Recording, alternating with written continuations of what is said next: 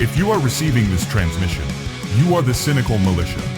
You are listening to Professor Cynical on all available frequencies. This is not a test. Coming to you from a studio in Glasgow, this is Professor Cynical. Good day, you absolute legends. Did you miss me? I missed you guys a heck of a lot. Now, for anybody who doesn't know, I have been absolutely under the weather lately with the flu, and it's not nice. It's been probably quite easily the worst week of my life. It was an experience, absolutely experience. I spent half of it, 3/4 of it, pretty much most of it, unconscious. It was a whole thing. However, long story short, I'm doing a lot better. Still kind of got the remnants of it, as you can probably tell, but I'm able to get back to doing what I love, making cynical content for you lovely legends. So in today's video, it's going to be a bit of an easier one. And we are going to talk about some No Man's Sky updates that have been posted on experimental whilst I've been out of action. And also, I came across a post whilst I was a little under the weather where, you know, they was talking about No Man's Sky or Cyberpunk, which one has the best redemption story, you know, from launch to where it is today. So we're going to go over that as well. I thought it was a very intriguing post. So yeah, let's get into today's video, ladies and gentlemen. It's going to be pretty good. I'm feeling good about it. All right, ladies and gentlemen. So first of all, we have updates to the experimental branch that are still not released as far as my understanding goes yet. But this is what you can expect when they do drop. And they do, to be fair, it does fix a few little issues here and there.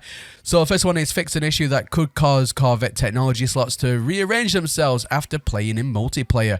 Now, I know for a fact that even though I've been out of action, but I do keep my toes in what's going on in No Man's Sky where I can, and I know for a fact that that has been an ongoing issue in the community for a little while now, so I'm glad that's finally getting fixed. Fix a visual issue with bioluminescent creatures. Okay, don't know what that's about, but apparently if you're having issues, it's being fixed. Fixed an issue which incorrectly allowed the placeholder cargo box Corvette item to be obtainable. Is that really an issue or just an unforeseen feature? I mean, placeholder cargo box Corvette item. So it's a secret item. I know what they're talking about. It's a secret item, and vanilla, you shouldn't be able to get it, but I know that there are ways in vanilla to get it. But we have a save editor anyway, which is what I usually do, and that's how I obtained a lot of placeholder items. And to be fair, there's more than just one in the game files. There's actually like 4 or 5 of them. So it's quite funny that, you know, people are actually getting hold of these in vanilla gameplay now. But that's that. Yeah. So apparently you can't get that anymore unless you have a save editor. I don't know why they don't just release the items anyway.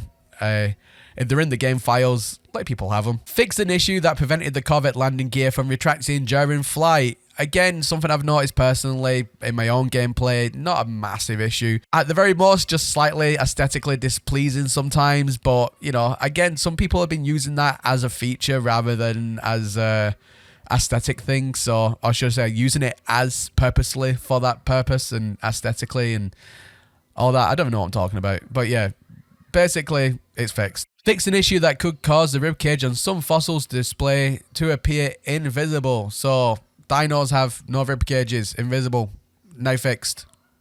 Whoopty. Fix an issue that could prevent Corvettes from landing when they had a fossil display built inside. Apparently that's fixed. I've not known that issue myself personally, but obviously it has been reported, so thankfully if you are having that issue, that is fixed, so I'm quite happy about that. Fix an issue which could cause a black screen when running in 8K on PlayStation 5.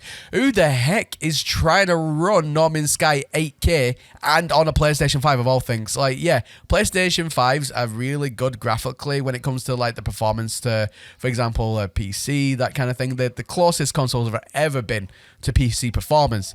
But even on an absolute shredded PC with all the latest and greatest, you would still struggle to run any game, let alone No Man's Sky, at 8K. So not surprising that you're getting black screened on a PlayStation 5 trying to run 8K. You are insane. You are mad. Let me know in the comment section down below. Is it possible to run No Man's Sky at 8K natively on the PlayStation 5, and is the gameplay smooth, or what trickery is happening for this to happen?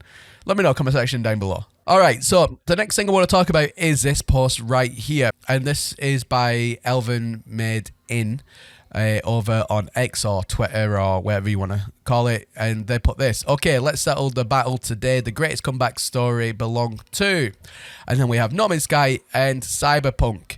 That is heresy. That is absolute heresy. We all know that No Man's Sky has the best redemption arc. I mean, why would Cyberpunk launch was okay. I mean, yeah, it wasn't like absolutely amazing by any standards. I mean, I remember Cyberpunk when it launched it had a load of bugs and issues. Yeah, fine. But I've still got Cyberpunk on my system from when it first came out, and it was fine. It was fine. So I don't know why that's being compared to No Man's Sky, because No Man's Sky, as we know, back in 2016 was rough. It was very rough, and I don't want to drag up the past and the history so much, because we're all over that now. We're all moving along. But in my opinion, and I am a No Man's Sky channel, I'm going to be heavily biased, but truthfully, even if I take myself out of the equation and just look at it factually, No Man's Sky still, in my opinion, had the best comeback story ever. From where they started back in 2016 and the lawsuits that happened, I mean, it was a whole thing. I mean, the team got, they got nasty threats, and that's where I'll leave that conversation. But, Mr. Murray had to get Scotland Yard involved. It got that serious. It was horrendous, and that's because they launched a game. It wasn't up to snuff. It wasn't what the team had promised. Again, I don't really want to go into it too much, because I just feel like that would now be a disservice to everything that the team have done for No Man's Sky. But yeah, 2016, long story short, wasn't great, and we're going to go down and read some of these comments and see what people are saying. I mean, some people might really agree that Cyberpunk was better. Some people might agree that No Man's Sky was better. But let's take a look. Let's take a look. So we're going to look at this in real time. You can see my wee mouse here as well. So I don't think Cyberpunk was bad at all when it came out, to be honest. That's exactly what I'm saying. It's not a fair comparison. I played it on release on Series S and only had a few glitches. My whole game was amazing. To be honest, I played on PC and never experienced all those bugs everyone had. Yes, some here and there, but it was playable. Exactly. And that's the thing. That was the same experience I had on PC. Yeah, you had a few bugs there and there, and in truth, me fashion, I used those bugs to my advantage, and I got every kind of exploit you can think of back in the day. They're all patched out now, but I was super rich and everything, and I had all the weapons and gear, and everything was duplicated. It was fantastic, and that was only thanks to these bugs that were in the game that really shouldn't have been in there. But for those who know how good it actually was. So the next one is, are you blank?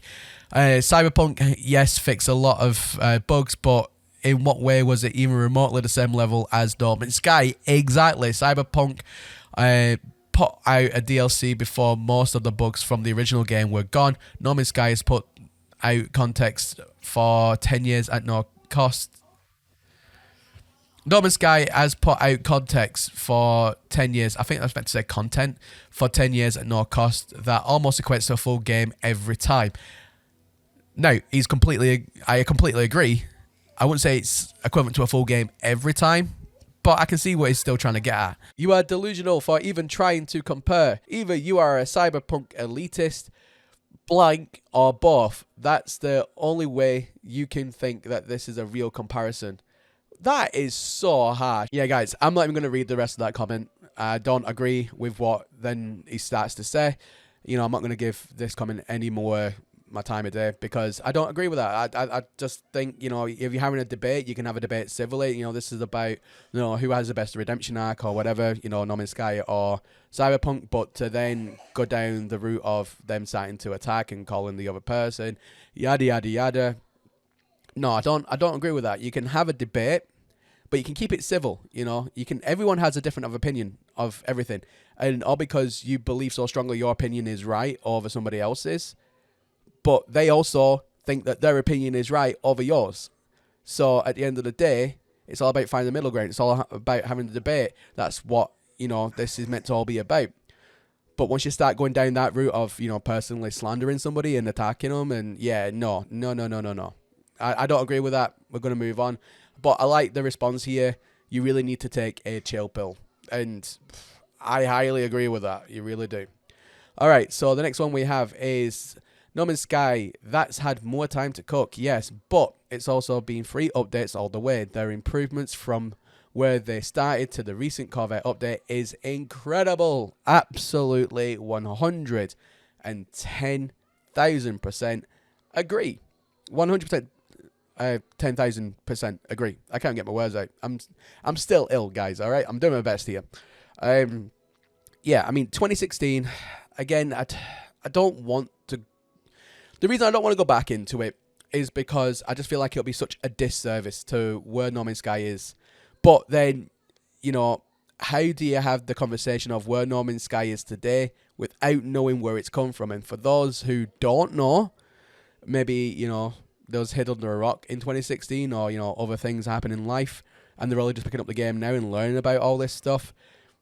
What we'll say is lots of promises were made at launch, even before launch. Mr. Murray up on stage doing interviews, promising the world, and what they delivered was far from what they promised.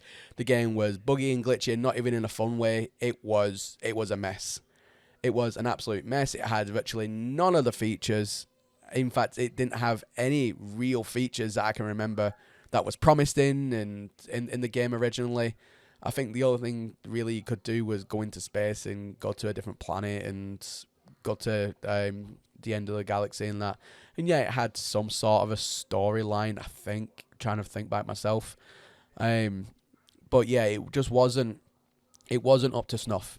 And compared to where that game came from, you can't even consider that No Man's Sky. In my opinion, it was named No Man's Sky. It was made by the same developers as No Man's Sky, but that wasn't No Man's Sky. That wasn't No Man's Sky. What we have today, that is No Man's Sky. And trust me, the development, the transformation from 2016 all the way up to today, it's two completely different games. In fact, guys, I have an idea. Would you guys like to see a video where I go back and play the original first ever release of No Man's Sky? I'm talking without any updates, the first ever publicly available release of No Man's Sky. Would you guys like me to take a trip back through time and have a look at that and actually play through it a wee bit? Let me know in the comment section down below, because I know how to do that. I could easily do that. So let me know if that's something you guys want to see, and we'll take a trip back through memory lane a wee bit and have a look. Yeah, I think that could be pretty fun. But yeah, great comment. So just going back to the comment here, as much as I enjoy Cyberpunk, I 100% agree with you. No Man's Sky didn't have team and money behind them like Cyberpunk. Yes, Sony was initially backing it up, but as soon as they had a disaster launch, they got left alone. No Man's Sky was fixed and expanded with passion. Absolutely.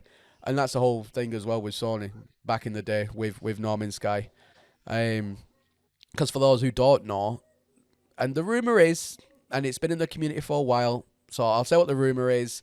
I remember something about it back in the day as well, but the long-standing community rumour is that No Man's Sky was originally only meant to be a single-player game. It wasn't meant to be a multiplayer. Never meant to have multiplayer in it whatsoever, which is why multiplayer is so bad today, but there is a reason for that. Now, this is where the rumour part comes in. Obviously, we know that No Man's Sky never meant to have multiplayer, and then the team all of a sudden switched because Mr. Murray was on stage and like, nope, definitely single player only. Never going to happen. But then all of a sudden it did. And the rumour is because they approached Sony to put No Man's Sky on the PlayStation platform. And Sony turned around and said, okay, we'll do that for you, but you must absolutely include multiplayer, otherwise no bueno, no dice. So overall, Sony pressured Hello Games and Mr. Murray to include multiplayer, even though it's something that they never wanted. But in my opinion, it was probably the best decision they ever did. It was probably the best thing they ever did. Yes, you can tell it's tacked on. Yes, you can tell it doesn't work half the time and or as well as it ever should.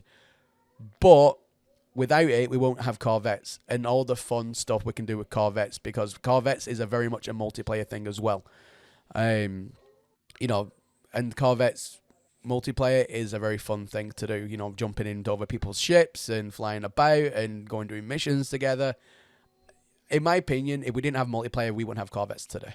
So, I think it was a decision that was not ideal at the time because it's not what the team envisioned. But in the later stages, I think it became prominent that it was probably a good decision to make. That's what I'm trying to say. Now, at the end of the day, guys, I'm just like scrolling down all down these comments, and a lot of people are really all for like Hello Games on this one and No Man's Sky, and I do agree. There is one comment here that I've just seen. Cyberpunk lied about multiplayer, never talked about it again. I didn't know that. Did Cyberpunk announce it was going to get multiplayer and then didn't? Ooh, that's a bit drama. No Man's Sky simply keeps getting better, and now we are waiting for Light No Fire because Hello Games is the gaming god of comebacks. Absolutely. And I hope as well, ladies and gentlemen, I hope that Light No Fire is a lot more smoother launch than No Man's Sky. But even if, and I don't think it will because the team kind of learns from the mistakes, but even if Light No Fire is a complete disaster at launch and it comes out as the most buggiest thing ever, and they go through the whole 2016 thing of what features it has when it doesn't and so on, which I don't think is going to happen again, to be fair, guys. I think, you know, you don't get once stung, twice bitten kind of thing. I don't think it's going to happen again. But I have full faith going from what I've seen with No Man's Sky over the years myself, which is why I cover everything No Man's Sky, because I've seen the redemption arc, I've seen what the team, you know, do, I've seen the commitment, and that's why I have based my YouTube career, if you even want to call it that, around Hello Games and No Man's Sky, because I would only ever do that for a company I truly trust, and who I think truly deserve it, which is why I've been so loyal to Hello Games and No Man's Sky. So I think if Light No Fire comes around and it's so bad, I personally think that it will be fixed. No matter what happens, I think the team will batten down the hatches and get to work fixing it. If it comes out to be an absolute trash game, I doubt it. Going off the material that I've seen and you've seen, I don't think that's going to happen. And going off what I already know, especially with the commitment from the team, I don't think that's going to happen. But, you know, never say never. No Man's Sky updates do get launched quite buggy most of the time. And I highly suspect with the Light No Fire release date, it's going to have problems. It's going to have bugs. It's going to have many issues. But I don't think it's going to be anywhere near a 2016 level issue. So we'll have to wait and see. But I'm not too worried about it, even if it does, because I know the team will fix a lot of issues and a lot of problems and a lot of bugs. So, you know, I think No Man's Sky and Light No Fire is going to continue being winners. And when Light No Fire, should have said, launches, I think that's going to be a winner for the gaming industry as a whole. I really do. So going back over the comment there, we were just getting a little bit side distracted. 100% agree. But this only shows that Hello Games have passion for the game and loads of love. While CDPR just wanted to make the game and cash in, unfortunately, CDPR did an amazing job, but the main push was... You see that a lot with new games and studios now. With, you know, if it's a free game that they're publishing out, for example, then you know it's going to be absolutely littered with microtransactions and pay-to-win mechanics and so on. But you know, you expect that with free games. But for example, with like new games that are coming out, like for example, with a new Call of Duty that's come out, or you know, with any new title really, there is always some sort of pay-to-win mechanic. There's always some sort of battle pass that you need to pay for. There's always something across the lines of, give us money, we'll give you cosmetics, or something shady and stupid. And it's become such a norm in the gaming industry. It's like a virus. It's like having the flu. The gaming industry, in my opinion, right now is sick.